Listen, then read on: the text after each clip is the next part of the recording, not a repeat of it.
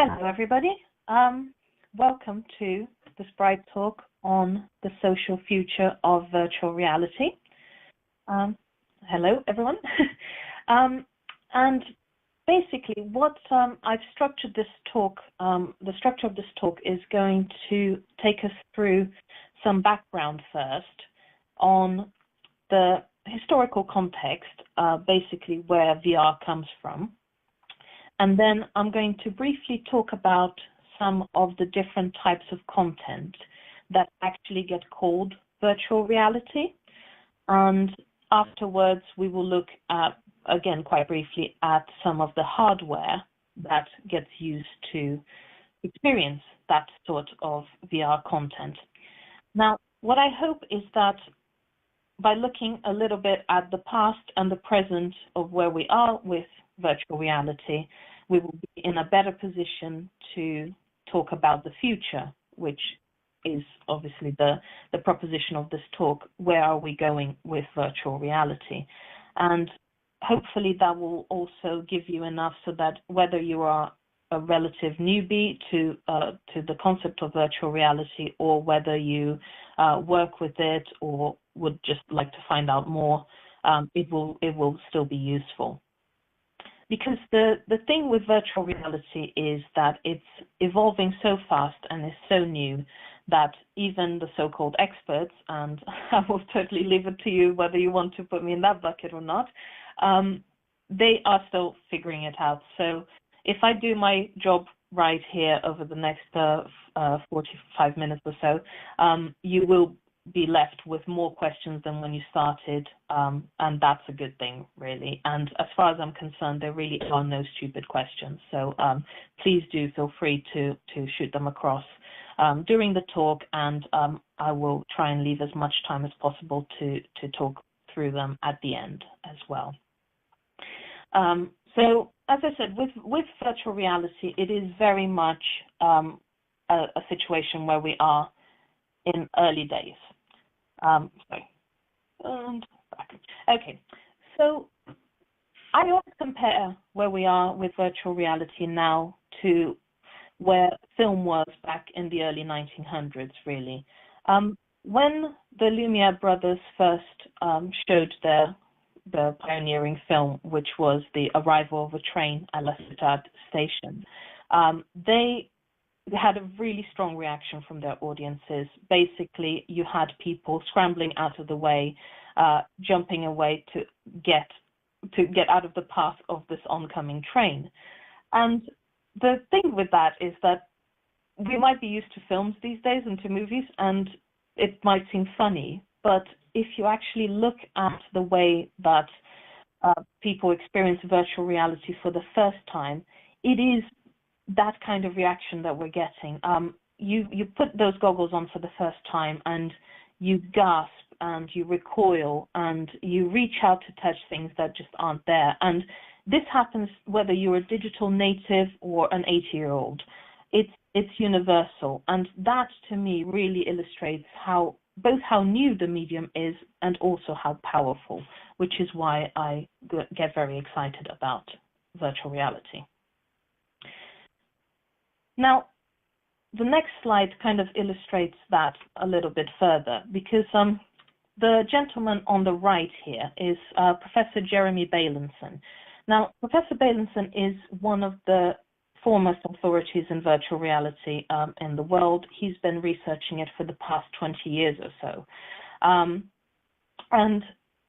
In fact, if you want to dig deeper and learn more about virtual reality, I thoroughly recommend his book called Infinite Reality, and it's both entertaining and really informative. If you have trouble finding it on Amazon, I can share the details as well.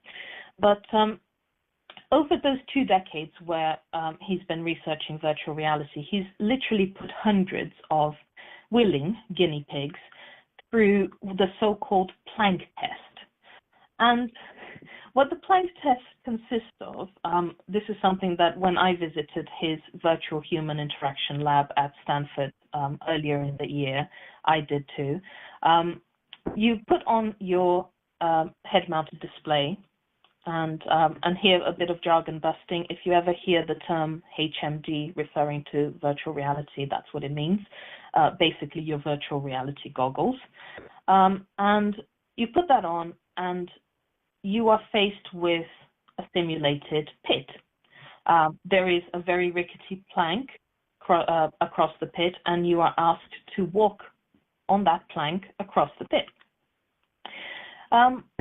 If you manage to do that, the next step is a little bit like Neo in the Matrix, where they then tell you to have a leap of faith, and the plank disappears, and you're asked to step off the edge of that same simulated pit. Now, your brain really does know that the pit isn't there. You've seen the floor just now. If you really try, you can almost see it out of the corner of your eye. There's a floor. But your brain really, really doesn't care. They have to assign someone specifically to stop people from hurting themselves as the falling sensation kicks in and the visuals, and you basically jump back. Everyone does it. Even if you're bracing yourself, you can barely stop yourself from doing it. So that, to me, again, that illustrates in a nutshell the power of virtual reality, because what it does is it grabs you by the proverbial nuts, which might be what Professor Beilenson is illustrating on that bottom right picture there. Now, talking about the historical context of virtual reality, it may or may not surprise you that, obviously humans have been trying to make immersive experiences for a very long time, and virtual reality as such is something that we've been experimenting for perhaps longer than you might think. This contraption here is called the Sword of Damocles, and it dates back from the 1960s. It's named after the Greek myth that, if you're familiar with it, where as a punishment, one character had a sword forever suspended above his head. And I assume that it's, this obviously refers to the way that this amazing gear is strapped above the wearer's head, and potentially, because if it falls on his head, it would also be lethal, like the sword, I imagine. So you have that, and then another one I came across was this called Sensorama. Now, Sensorama, as the name again suggests, not only immersed you in 3D imagery, but it also tried to engage all your other senses. So it had things like, smells and wind currents, touch. It did all sorts of really weird stuff. And if you ever happen to somehow come across one of those in an abandoned yard sale somewhere, or just a junkyard, do try and find a way to take it home, because they're a bit like early Apple computers. They're extremely collectible. Only a few were ever made, and so they're very, very valuable these days. And then you had things around the 1980s. VR headsets did get a little bit smaller, but they weren't exactly pocket-sized. They were still the size and also the price of basically arcade machines. So you had, evolution, but it just wasn't, as we know, mass market. But the thing is, you can actually go back even further if you're talking about the historical context of virtual reality, because when I was last in San Francisco, I came across this amazing place. It's called the Musée Mécanique, and again, I can share details if people want to go there. It was the most fun couple of hours I spent, and the most quarters I also ever spent in my life. But it was money well spent. What you have is a collection, it's a big warehouse, and a collection of hundreds of fully functioning arcade machines from every era, including very early ones like these two, which are from the early 1900s, really, which what they basically are viewing cabinets for 3D photographs.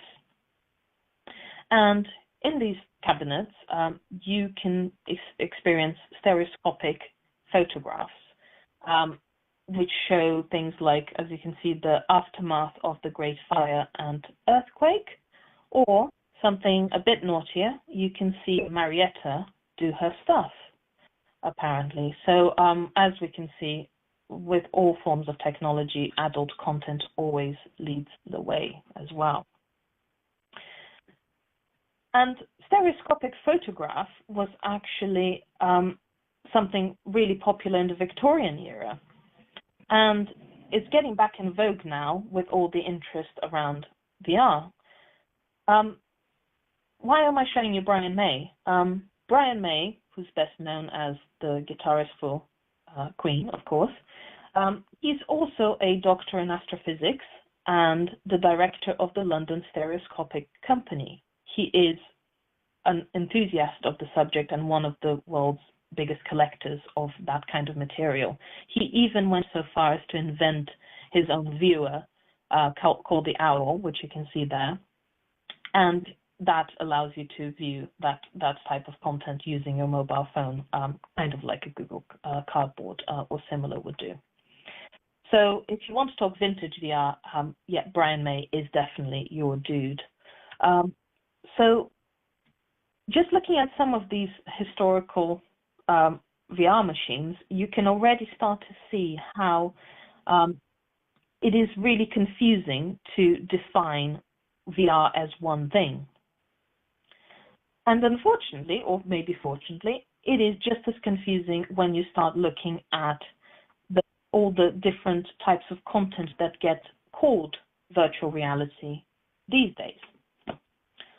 So, as I said, what I'm going to do here is just go through what I identify as like the four main categories of content for virtual reality that routinely get called virtual reality these days. Now, I'm going to start with 360 video here, but I will also, yeah, as I said, I will caveat that by saying these are my definitions, and I think that it is useful to share these with you here. They come from my own perceptions and from a lot of conversations and research I did around writing about various types of VR. So obviously it's open to discussion, but it's good so that we know we're on the same page when I refer to one term or another. So 360 video, which is the first type of VR content that I'm going to talk about, is basically it's the cheapest and the easiest type of content to produce in virtual reality at the moment, and is also by far the most pervasive. It's what you see the most of when people say we've done a virtual reality experience. A lot of the time, this is 360 video. Now, 360 video is different from normal video, obviously, in the way that your field of vision is not restricted to the point of view of a single camera. You know, usually with editing and with shooting, the director will tell you where to look within a certain picture, and that is very limited. With 360 video, at any point, you are able to look around you, look up, look down, sometimes even look behind you. So that immediately, especially if you're wearing a virtual reality headset, that makes the experience a lot more immersive. Now, as I said, you can use it with a VR headset, but 360 video can also be experienced with a phone, with a tablet, with a computer, much in the way that you can look at Google Street View and explore the streets around you on those devices. It does not require a VR headset per se, but in fact, Google Street View was one of the earliest forms of widespread commercial 360 video. And in order to produce 360 video, what you need is, obviously what Google did, is a type of gear with multiple cameras all shooting at the same time. And then what you'd have is stitching software, which then puts together all those separate streams of video into one coherent experience. Now, with that, that all used to be really time-consuming and extremely prohibitive as far as cost went, and time as well. Because for every minute of 360 video, I'm told by various producers, it used to be that you had to spend at least an hour editing.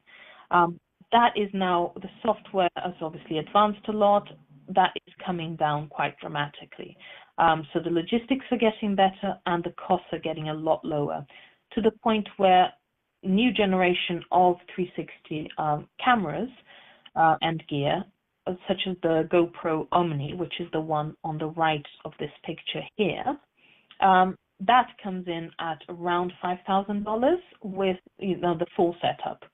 So not exactly pocket change, but it is a lot more affordable than it used to be, and that is likely to come down dramatically, obviously, as VR becomes more and more mainstream. Now, on an aside here, it's worth noting that when people talk about 360 video, quite a few of them actually cheat, in that they're not giving you full 360 degrees video. They're actually showing you more like 180 degrees. Now, why do they do that? They do that because obviously it's easier, it's cheaper, it requires less camera, less stitching, but it can also be an artistic decision.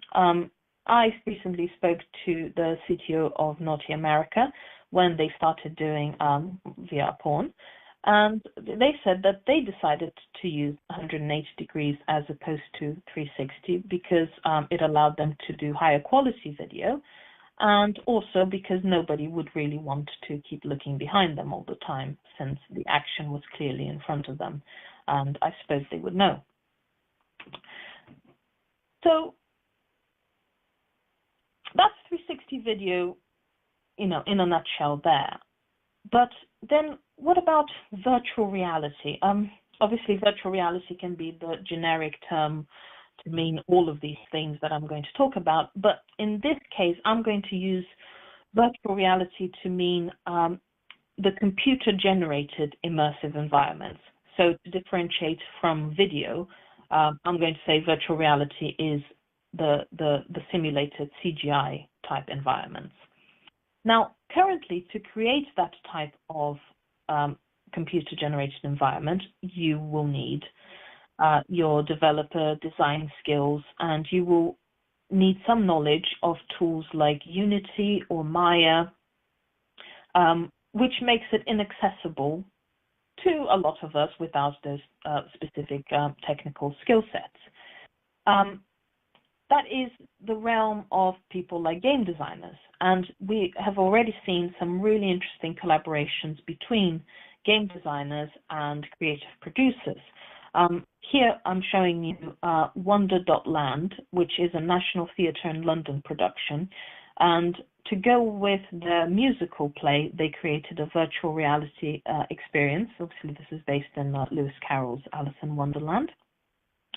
And then an installation where people were actually viewing that experience. So it was really rather interesting, early examples of experimenting with that content. And this one is called Easter Rising. And again, it is a collaboration between the Immersive Storytelling Studio, which is the National Theatre's initiative, with the BBC.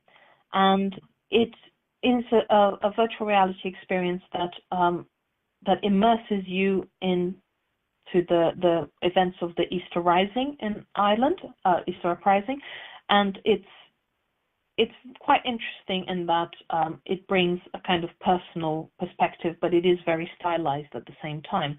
So again, it's very interesting to see how some of these early playing around with the tools are working out. And then speaking of tools, what you get with virtual reality is very much a situation where you you're transforming the reality around you into a creative canvas, and I think that that's what's got a lot of creative people very excited. And when I was at the Immersive Storytelling Studio, I did I demoed Tilt Brush. Now, if any of you haven't had a chance to do this, and you do, I thoroughly recommend it. I'm going to show you very briefly here. I'll try the screen share for the first time. And I'm going to show you this little video. It's not very long, but to me, that really does sum up. It's a Google thing on the HTC Vive, and it's really much more fun than any kind of paint software has a right to be. It's thoroughly, instantly addictive, and the thing is, it looks like they're doctoring this video and making something look fancier than it is, but when you do it, it is just like that, and it's the most amazing tool, and it's very difficult to stop yourself from just creating stuff. And when you think that we're effectively talking about, first generation of properly commercial VR, that's the kind of stuff that gets you really excited, and you can see why, anybody with a creative bone in their body would just think, yes, this is the future. So I did want to share that with you because it is awesome. So going back to my slides here.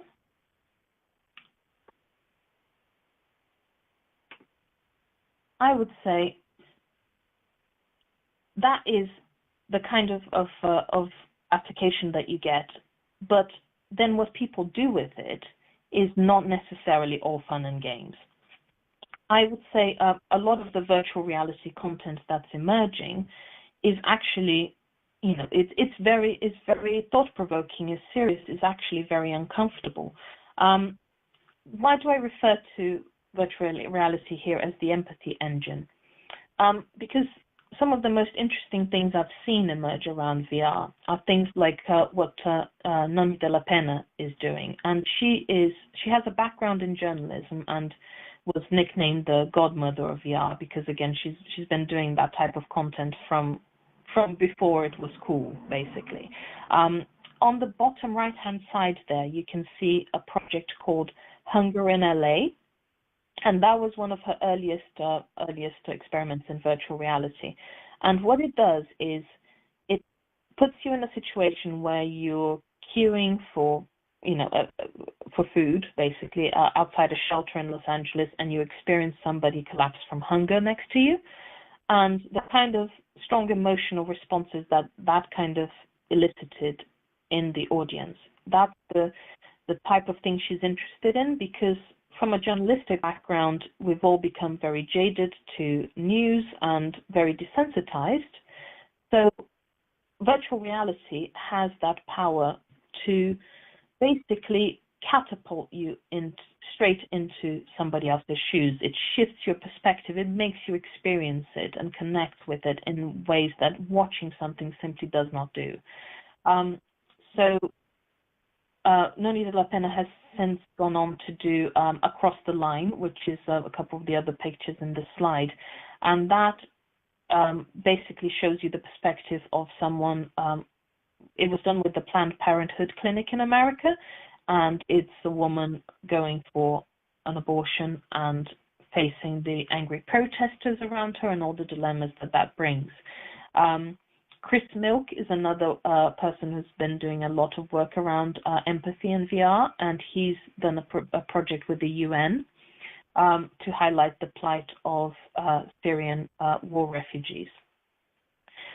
Then you have things like The Guardian, who did this experience called 6x9, and that puts you in a solitary confinement cell. So hardly comfortable experiences, but these do show you the huge range of possibilities around what you can do with VR. So anything that you can experience, you can make others experience as well and experience safely, but not necessarily comfortably. So that's really interesting.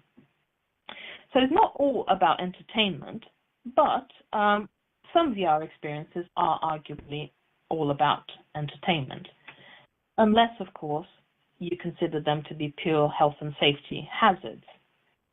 Now, here is where I'm going to try another feature, and I hope you will help me. I'm going to do a little poll, and I'm going to ask you who's played Pokemon Go here.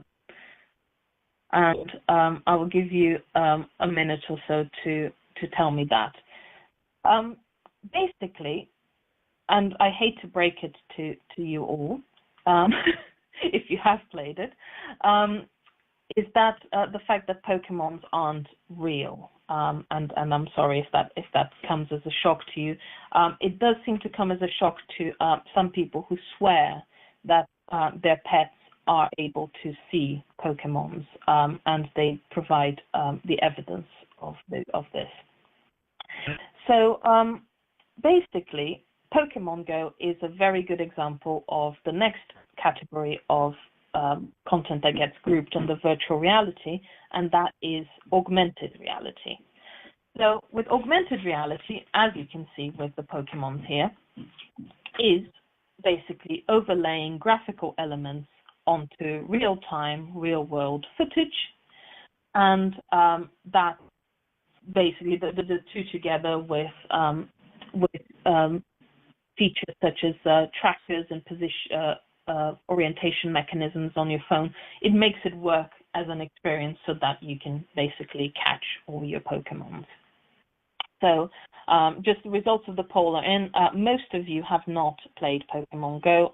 We've got 76% and a mere 23% of you who have hopefully not stepped out in front of police cars as you chase Pikachu around. But thank you for that. So basically, with that's augmented reality there. But I debated whether to do 3 categories or 4, but I actually went for mixed reality as a slightly separate category. Now, you will hear the term mixed reality quite a bit because it is, there are companies coming through which are marketing themselves specifically as producing mixed reality content. And one of them I'm going to show you here again on the screen share is Magic Leap. So let's try and do that. So with mixed reality, again, it's a bit of a gray area, which is why I highlighted the debate I had with myself and whether to include it as a separate category. But it's the same principle of overlaying the graphical elements onto your real world background and footage. But the way that mixed reality works is it pays a lot more attention to things like how did the physics of objects actually work. The interaction between those real and computer-generated elements is a lot more realistic, and it really does mix it up, which is the term really. But it very well might be that going forward we will end up with one terminology for both really. You're going to either speak about augmented reality or mixed reality, but at the moment it is very much interchangeable. But I view mixed reality as a kind of evolution of augmented reality. So I will keep it as a slightly separate category for my definition purposes here. So what I would then say is, now that we've looked at all the different types of VR content, it's useful to also look at the different types of VR hardware that we use to actually experience that type of content. So going back. The first kind of, first of all, I'm not going to do a very extensive, exhaustive list here because obviously the space is moving exceedingly quickly and there's a lot of new products coming to market. It's not about product reviews here. So what I've done is I've identified just the three main categories of VR hardware, and we're just going to briefly look at how they differ from each other. Now, the first of those categories is mobile, which basically means that all of your virtual reality content that you experience is, of course, stored on your mobile phone.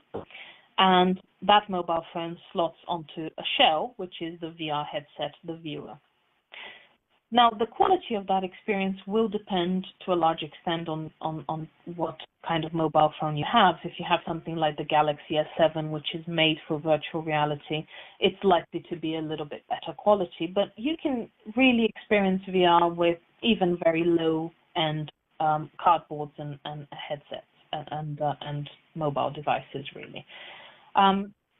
So there's two main types of mobile VR hardware. One is the Google Cardboard, which costs less than $5, is actually often given away as promotional campaign freebies. Here you can see the New York Times gave away thousands with the newspaper giveaway as well. So they have played a really important role in democratizing VR for the masses because, as I said before, virtual reality is so experiential that once you actually try it for the first time, most people will end up upgrading to a different type of hardware eventually. So it is a very, very good introduction to VR, and also does allow you to have some pretty cool experiences in its own right. So that is the Google Cardboard. And if you want an upgrade from that, still within mobile, the Samsung Gear VR type headsets, they cost around $100, and they're much more immersive, they're much more comfortable to wear. You can adjust the focus, you can adjust straps. It makes, the phone actually plugs into it as opposed to just slotting in. It's a better experience. But with both of them, what you also get is, you can see endless brand variations. So you will see those designs in a lot of different brands as well. But they will mostly fall under those two categories. They'll either look like a Google Cardboard or a Samsung Gear, mostly. And then what you have, the next step up, is tethered VR hardware. Now, tethered devices are a big step up in terms of quality of experience, and they also come with a much larger price tag. But that is worth noting that that price tag is infinitely smaller than it would have been a few years ago. You can now buy for a few $100s something that would have cost you tens of thousands not that long ago. And of course, the price is likely to come down in coming years quite a bit. Now, I say tethered because this refers to the fact that these devices have to be attached to a rather powerful computer.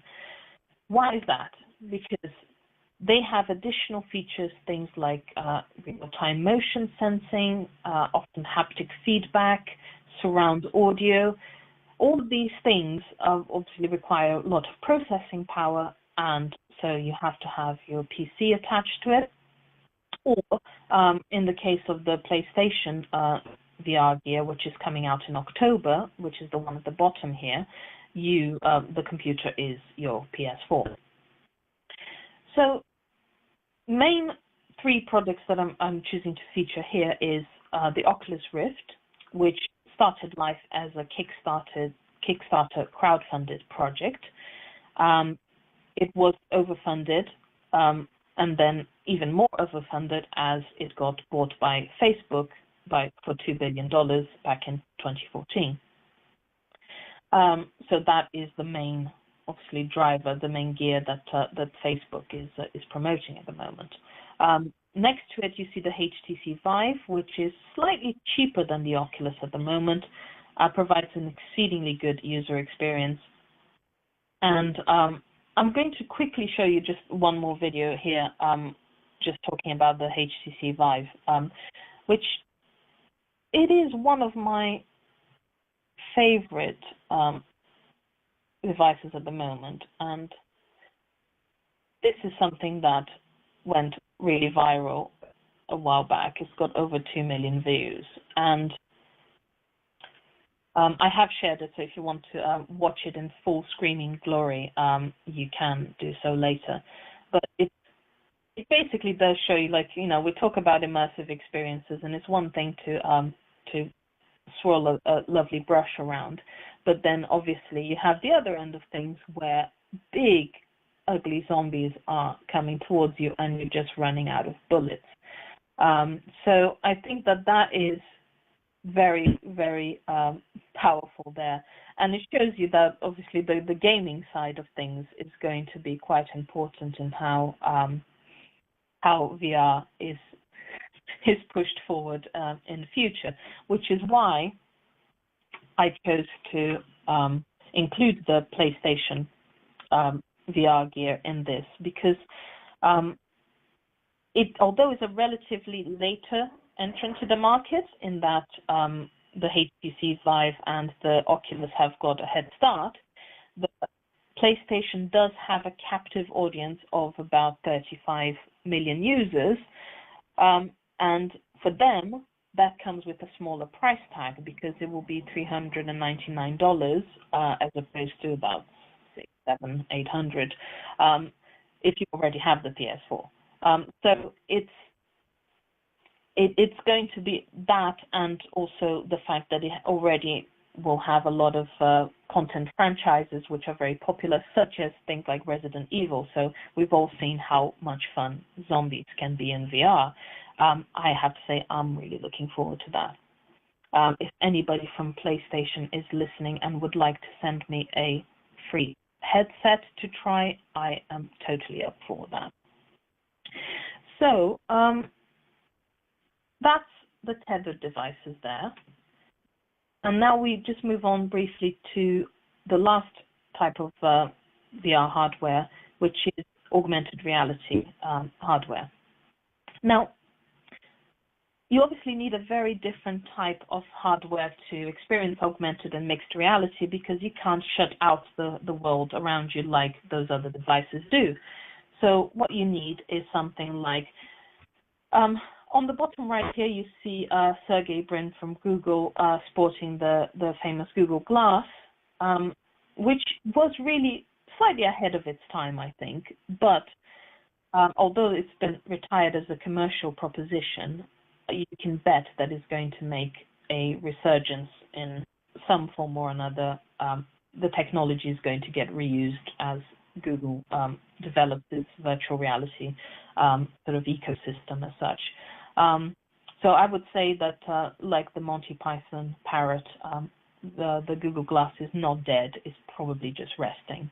But the one to watch out for at the moment is really the Microsoft HoloLens. Now, HoloLens is going to allow for all of this more advanced AR and mixed reality content.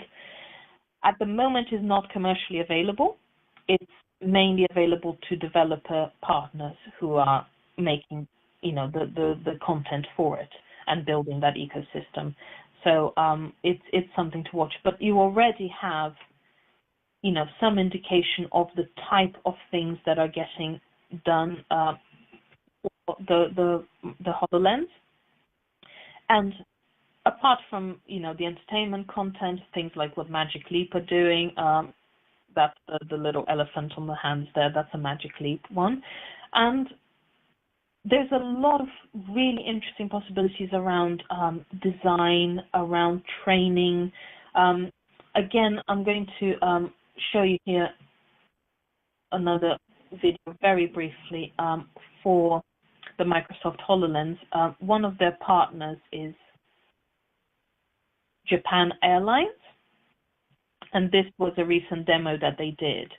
So you can see how this is just going to be quite amazing, because you have a situation where you can have an airplane engine and you can deconstruct it and you can look inside it, and you can demonstrate things and play around with it safely. And this is really powerful for education, because when you experience things in that way, you're going to retain it and remember it a lot better than what you would, with a 2D graphic or photo or anything like that. So it's, for high-level training and education, this is going to be a really important tool as well. So that's one of the reasons why I'm quite excited about the HoloLens and about augmented and mixed reality applications as well. So again, I've shared that video. If you want to watch it in its entirety with some of the audio explanation as well, you can do that. So just going back to the slides. I'd say, now that we've seen some of where VR has come from and where we've arrived at now, I would say it's probably time to ask where VR is going. Now, the title of this talk obviously gives you a hint of what I think, in that I believe that virtual reality is going social.